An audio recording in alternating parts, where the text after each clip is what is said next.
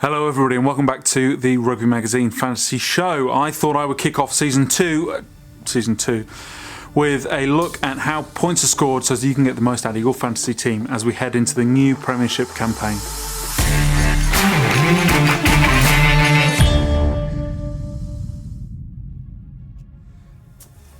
So firstly, a big thank you to everybody that has watched our video about our partnership with Restart Rugby, what we're hoping to achieve this year and how you can help. If you haven't already taken a look at that, please jump across and have a look. Link one of these sides somewhere up here and that'll take you across. Otherwise, let's jump into how points are scored in our game. Now, we wanted to set it up so that there was a pretty even playing field in terms of how points are scored. What we didn't want was for a game that contributed points via tries, and only tries, for example, try assists, kicks, penalties, so that actually you only earned points in certain given positions, you spend all your money on that and then other players will be overlooked.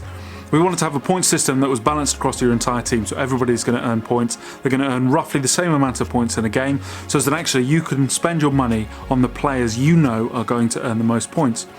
Something else that we wanted to do, we tried to avoid, is setting it up so that you choose from players who play for teams who constantly win. We didn't want the outcome of a game to reflect the points that a player received, and that was because there are absolute gems like Mark Wilson at Newcastle or Sam Lewis at Worcester who constantly drive out some fantastic performances but aren't necessarily on the winning side, and we didn't want them to get biased out of the game by virtue of awarding points for wins and overall team performance when they're playing so well week in, week out. So that's one of the reasons that we've set our points up as we have. Anyway, without any further ado, I will jump in and I will tell you exactly how points are scored in our game. Minutes played is a pretty simple one. Play 60 minutes, you get 4 points. Play less than 60 minutes and you get 1. That does also include being named on the bench. You will effectively start each game week with 24 points, 1 point for each player in your team and then 2 for your captain who's doubled. Try worth 10 points and then a try assist is worth 6. A penalty kick at goal is worth 2 points and a conversion is worth 1. But remember that only the player you selected as your goal kicker will earn those kicking points. Nobody else will in your team. So that might account for discrepancies as you go through each game week where a particular player doesn't have as many points for your team as he does overall. That's usually accounted by the fact that he isn't chosen as your kicker in your team. A drop goal is worth 3 points and any player can pick those points up because they're not tied to your designated kicker. Meters are the first points we split out by position, especially given the distances that players are able to run with the ball in hand. So props get 1 point for every 1 metre that they run, and who doesn't love seeing a prop on a rampaging run? Blocks get a point for every 2 metres they run, hookers back row for every 8 metres they run, and backs for every 10 metres that they run. Passes and offloads, prop get a point for every 2, locks get a point for every 2, hookers back row get a point for every 3, and backs get a point for every 5. Now players get 1 point for every tackle that they make. They also lose 2 points for every missed tackle. However, if a player completes 100% of their tackles in a game and they've made more than 5 tackles, then they get a 100% tackle success bonus of 5 points.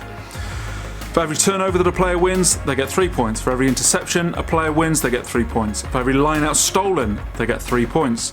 For every line out won by the hooker and a receiver, they each get a point. Then in attack, every clean break that a player makes, they get a point. Every defender beaten, they get a point.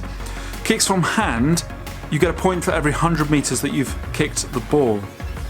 Defensively, we talked about tackles, turnovers conceded, you get -1 point for every turnover conceded, -2 for every penalty that you concede, and then yellow cards are -5 points and red cards are -10.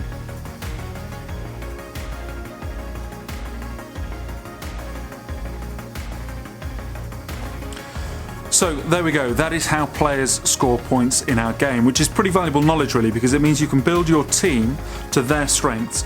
Look at the players who are scoring in those particular positions really well throughout the course of a season, and they're the guys that are going to drive you forwards.